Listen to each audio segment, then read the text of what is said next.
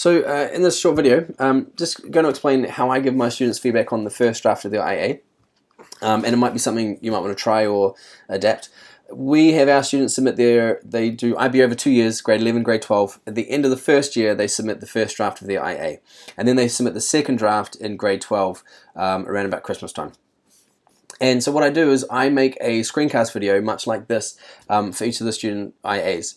And so I'll just read through the IA and I give a running commentary as I'm reading, and I'm grading it as I'm reading.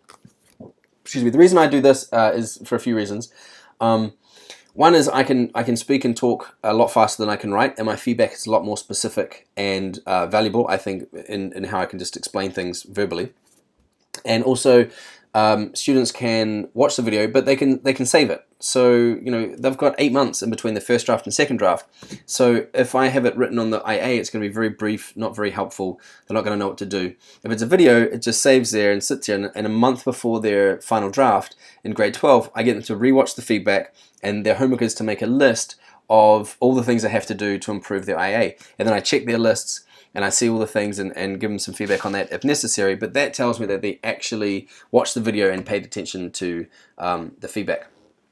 What you could do if you've got 200 students, and it takes about 20 minutes per video, and so that's 20 minutes including marking and making the video. So that's not that much longer, if any longer really, than marking IAs, generally speaking, because it does take, there's a lot there to read.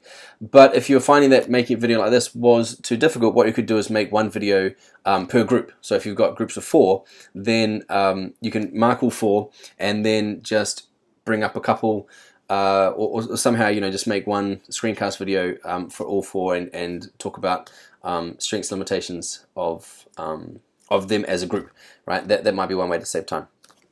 Anyway, I like doing this process. So for example, if I was giving the student here, I'd be reading through and making comments like, all right, you've got a raw data table here, this is your analysis section, but this is section 1, this should be section 3, right? Why? I'm not sure why you want to check your labeling here. You've got a raw data table in the body of a report. I told you 10 times not to do this. Put that in your appendices, and making comments like, all right, this looks quite well labeled, but why is this 1 decimal point and this is 2? Coming down to inferential statistics, reading what they've got here, great. You've said what you chose and why, that's good, at least nominal. You've got an error here, you need fixing. I can see another error here, they're not significant, we accept the research hypothesis. So you've got a couple errors here with how you've written your inferential statistics you need to look at. And so I've been making comments like that, right, as I go through. And what that also does for me is I also have the files, the video files. So then when a student submits their final draft, I may decide, like, hang on, I'm sure I told them about this the first time round. And I can go back and recheck. Or if something's changed really dramatically, I can just, I've got their first draft on file, so I can check it.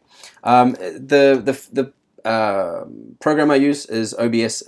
My IT group installed it. I think QuickTime's got a built-in one, but there's loads of free screencast devices or things that I think your IT department should be able to help you with. But anyway, I've gone to this and I really like it. And I do a lot of this screencast video feedback for a lot of my student assessments, but I do have the advantage of having small classes, so I will admit that it might be a bit tricky with bigger classes. Anyway, I hope that was helpful.